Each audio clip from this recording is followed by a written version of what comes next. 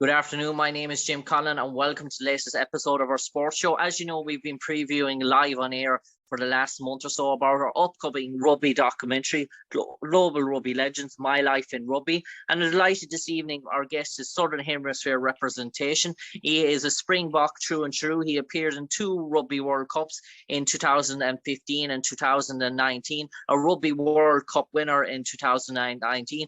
He started his rugby career with South Africa in 2008 to 2019 with over 15 appearances and 50 points. He's probably renowned as well for his time in English rugby playing for Saracens, where he made over 216 appearances, 185 points, and he also appeared for Western Province. In his time in Saracens, he was voted Player of the Year in 09-010. In the grand final in 010-11, which Leicester, with Saracens beat Leicester 22-18, he was voted Man of the Match. And he scored 7 tries in the 09 season as well. And he became one of the oldest captains of South Africa, captaining South Africa when he was 38 years old versus Namibia, the one and only Schalk Brits, who played hooker for South Africa. Schalk, thanks for joining us today and going through your life sort of story. Schalk, I just want to start off in terms of growing up in South Africa, in the region that you grew up in, South Africa. We all know the Springboks in terms of their history with rugby, but it's a very sort of big cricket sort of country. It's very big for other types of sports. Jan de Villiers told me when he was younger, he was very much a renowned swimmer in terms of where he started off. In terms of you growing up as a child, what was rugby your first love? Were you athletic? Did you feature in all types of sports? And how did rugby come about for you? Hello, Jim. Firstly, thank you for having me on your show. It's fantastic to have a bit of a chat with you about my life, awkwardly though. But sport in South Africa is just a passion. I think with the great weather conditions we have, it makes it extremely easy to love sport. I mean, you grow up with soccer, well, not so much soccer, but now my boys soccer, but from cricket, rugby, athletics, and even myself went into wrestling. I was and tennis, and I played all those under age group. I was playing provincial colors. I got for all of them except tennis, though. I didn't make the top 8 in the area that I grew up. But otherwise, rugby was always. I always wanted to be a Springbok. I always wanted to be a Protea. Back then, it was still an amateur, and you got some players that did both codes. But even surfing was a big thing when I was younger. So I think I was quite a hyperactive kid. So I tried to get, my parents pushed me into sport to get rid of all the silly beans, I would say, and that calmed me down to focus more on academics when the time came. And Schalk, did you have many brothers and sisters growing up? Or did you come from a athletic sort of sporting family? Were your family sort of well off in terms of sort of upper class? Did it provide many sort of opportunities for you growing up as a child? Jim, unfortunately, no brothers, no sisters. So I guess that's why that was my social interaction with other kids around it. And a very average upbringing in a small little town called Mossel Bay. Nothing spectacular, no mansion, no smart cars. It was just a normal upbringing, I would say. My mom and dad doesn't come from much, and slowly but surely you try to improve every generation. So from that perspective, nothing special. Okay, and Schalk, in terms of, was the secondary school really that you sort of prioritise rugby, or what part of your life did you feel, right, I'm going to prioritise rugby going forward in terms of the demands that was coming on you in terms of various sorts of sports, where you probably have to say, well, if I'm going to be very much successful in this area, I need to concentrate more? Was that came from advice of a coach, or when did you feel that was a certain area? And also that 1995 World Cup winning team, was that a massive influence on you in terms of rugby, in terms of the whole Nelson Mandela sort of thing, being a child, maybe a young teenager at that time? Was that one of the real driving forces behind you pursuing rugby full time, that whole 1995 experience?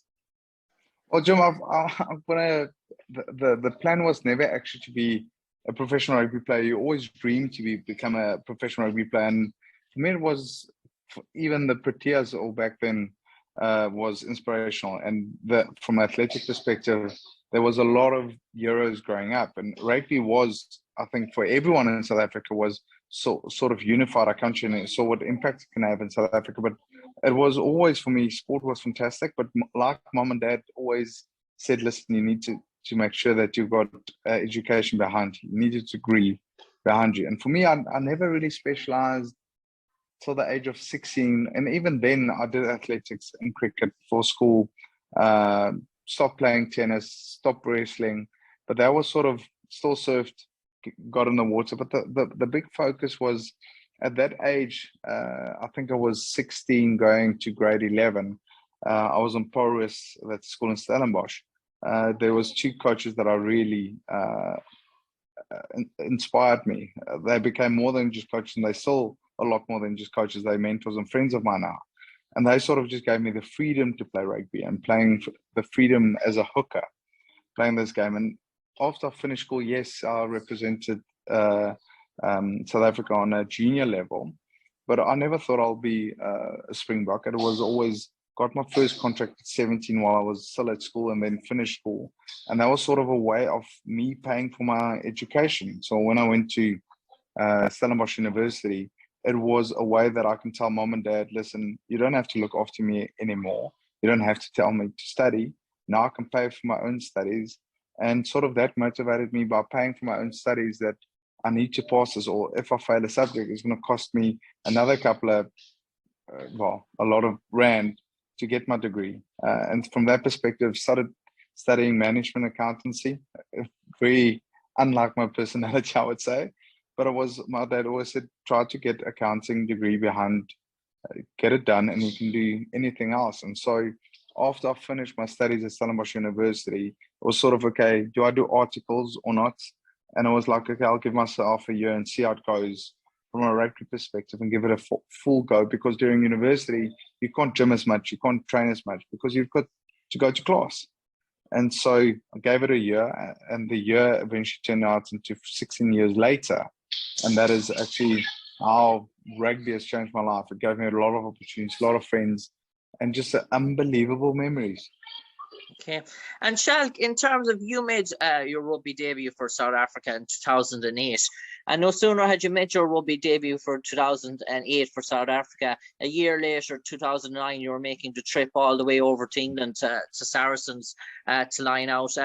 How did that come about so fast? No sooner were you a fully fledged Springbok international than you're obviously moving across to England. And probably at that time as well, when players moved to the Northern Hemisphere, there was a tendency then for those respective countries not to pick them for the international side. So in some ways, were you putting your own international career at jeopardy in terms of making that move to the Northern Hemisphere and Saracens? Were you sort of caught between sort of two stools in one way?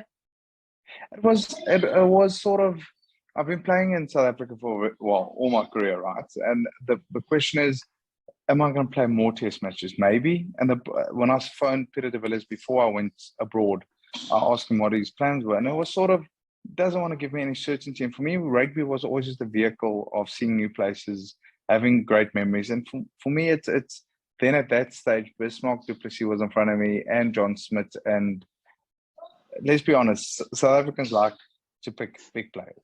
I'm not really in that mold or that category, and I'd like to play in a way that isn't typical South African. And now you get smaller players like Jason Colby that is amazing, and they get the opportunity, not because of size, but just of skill set.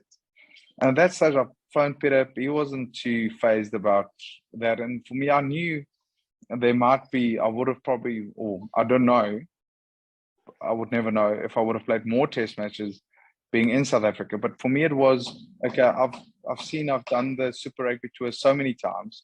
I've seen all the same places. And myself and then my girlfriend, now my wife, wanted just to have a different experience. And the idea was then to go to France and sort of prove a point that even when the game gets tough and tight, then I can still flourish from that perspective.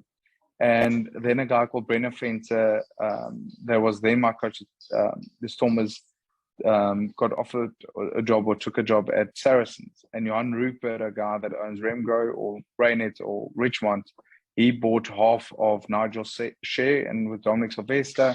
And that led me to Saracens, and Brennan Fent and Edward Gifford sort of sold the vision of, we're just going to make memories. We're going to have lots of fun. You're only going to play, out of every 5 games, you're going to be like, start maybe 2 on the bench, 2, and have a week off, and then you can go see Europe. And for me, it's easier for my wife, but to sort of make the transition to law, English law. And for me, it was always the thought, then, okay, fine, let's go and experience something new and see Europe. And that's how I ended up at Saracens. The plan wasn't to stay in London for so long. For me, it was I was 29, 28. I thought I had maybe 2 or 3 years left. Let's go see Europe. I'm getting paid to go to England. And it turned out to be the best, probably one of the best decisions I've ever made in my life. It was, my kids were born in London. My wife still works in London. And London has got a very, very soft spot on my heart. And Schalk, you mentioned that obviously in terms of decision for family, sort of your own parents, your wife's sort of parents as well. And obviously you're coming from sunny South Africa, maybe Durban, Johannesburg, going to the freezing sort of cold in the Northern Hemisphere, where you're sort of rainy days, rainy sort of environments, sort of stuff like that. You mentioned there France. So obviously the idea was maybe to spend a year or 2 maybe in England, and then obviously move on to France. Maybe you had ideas maybe of joining an Irish province as well for a year, Munster or Leinster or something like that. But yeah, was there something in that sort of Saracens connection that made you say, right, I'm going to stay here for 216 appearances? No, it was actually every club you join says we're going to be a family and we're going to treat you unbelievably well. And they were pretty much the first team or club that I've joined, or province that I've joined, that really kept to their word. I mean, where do you go to a club? I can remember the first meeting we got together. Before that, it was Black Monday the year before that they, I think, let 23 players go. So our arrived there. We are on the book is we the favourites to go down or getting relegated. The first meeting we go to, the coach is standing there, Brennan Fent, and say, boys, we're not here to win anything. We're here to make memories. And I thought, oh my goodness, yeah, we're going to get pumped every weekend if we're just going to make memories. And then second, he said, so I'm like, okay, memories, they're great, fantastic. Then secondly, he says, we're going to train 1 day less than any other team. So all the teams normally train 4 days. We're going to train 3 days, but the deal is in those 3 days, we're going to train less, but a lot harder. Any rugby player that you say we're going to train less but harder takes that. And the other days, 1 day you spend with your family or your girlfriend or whatever, and the other day we want to make sure you get personal development. Go work in the city, go study, do something to make you a better person, because we're all going to retire someday. And I thought, these guys were smoking something before this meeting. And eventually, I mean, it was unbelievable the way they treated us. We went on trips, just team trips. And this wasn't the selling point, but to Verbia, Miami, Munich Beer Festival, in between the biggest games we've ever had. And it was always from a player's perspective, if we want to keep on going on these trips, we need to win. And most of the time we won. And there was always why they Miami would be a great incentive to win anyway, that's for sure. That was literally it. And in the beginning of sort of the Saracens time, this is how crazy how far they went, right? So in the beginning, everyone is single, not single, good girlfriends, you travel every weekend, you've got off you. We drove to Luton Airport, didn't know where we're going, pick a flight, got on it, destination off. But then eventually everyone gets married, you have kids, and it becomes very difficult with a wife, young kids, to manage that. And we went up to the CEO, then Edward Griffin said, Edward, we need to sort something out, because a happy wife is a happy life. He says, what do you guys need? We said, it would be amazing to have a crash. He says, okay, sorted.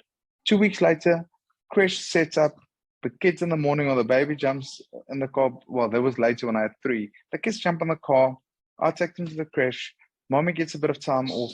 I get back home, or after training, the kids jump in the car, back home. Happy wife, happy life. Mommy could do what she wants. I got a bit of training. The kids are happy.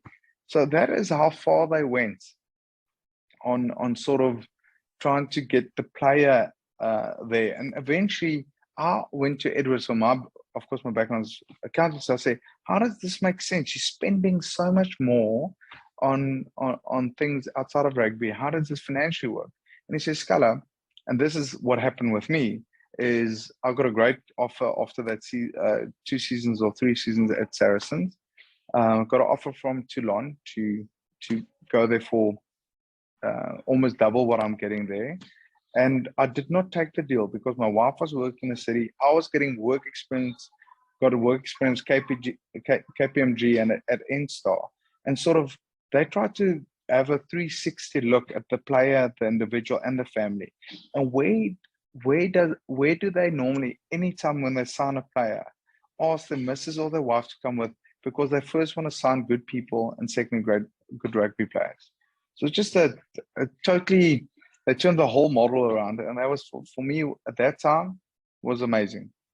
Okay, and Schalk, in terms of obviously then coming back into South Africa in 2015, making the Rugby World sort of Cup team, then obviously that was obviously a joyous sort of occasion for you, and obviously you scored a try versus Samoa, but you almost trying to sort of re-establish yourself in that sort of ranks again. Were you just happy to be going to Rugby World Cup, to be part of a rugby South African Springboks? Do you feel after that sort of gap there for a while that playing in a Rugby World Cup mightn't happen for you? So were you just part of being soaking in that atmosphere, soaking in that environment of being a Rugby World Cup, or were you sort of bit the professional maybe in you, the sort of character you sort of chomping at the bit and maybe angry that you didn't get as much time as you probably felt you deserved on the field? No, I never felt angry about any amount of time. Life happens, fair, unfair, should have not. That isn't, it is what it is. Right. So played 2015 World Cup, got a bronze medal, didn't play too many games, and that was sort of done. And then at 2018, we won the Saracens, I think we won the premiership, finished, everything was sorted. I was starting my work at Rainet. I got accepted to do executive MBA at Cambridge. Life was sorted. We were in Ibiza, sipping with some cocktails with my missus, when I got a text message from Russia to get back to the Springbok side. And firstly, I had to sort of discuss it with my 3 boys and my wife, if they would sacrifice another 18 months for me to play rugby. I had to ask Cambridge and then Johan Rupert, or the company that I would have worked for, or I eventually did work for them, but asked if they can extend my working relationship, and that was all sorted. And when I then joined the Springboks, or then the Bulls, to play for the Springboks, it was sort of a last hurrah again. My wife always jokes about it, another last game, another last practice. But the point is, when I joined the group in 2018, I felt that I can add value to that group, and that's why I joined them. And it was, for me, unbelievable to join the group. There was a great, clear plan, and for me, it was never just a kind of joyride. I firstly had to prove and earn respect of the players I played with, because if you just there for joyride, the other players won't respect you. You have to be up for trainings, and at 38, you have to train hard to show them you still have it, or they're going to say you're just a token sort of invite. And sitting between, being the link between the coaches and the players, and sort of helping that relationship, you have to have trust on both sides. And for me, as I was pushing as hard as I can to get that number 2 shirts, but I knew in life, or that's just my philosophy and things that I learned at Saracens, I'm going to push as hard as I can to get that shirt. If I don't get the shirt, then you go to your teammate or the guy that got the shirt and says, how can I help you? Because eventually I was quite selfish at a younger age. It was all about me. The later I got into the game, or the older I got, it was more, how can I help the team and add value? And that's why we sort of changed our remuneration system when we went to the World Cup. It says, even if you play every minute, or you only play 1 minute, we're all getting exactly the same. So then from a payment perspective, you aligned. And so everyone's on the same page. And that's sort of going to the World Cup. The experience was fantastic. And the focus was the process, but eventually to win the World Cup. And tell me, you obviously a teammate of Saya Kolisi and a sort of inspirational sort of figure as well.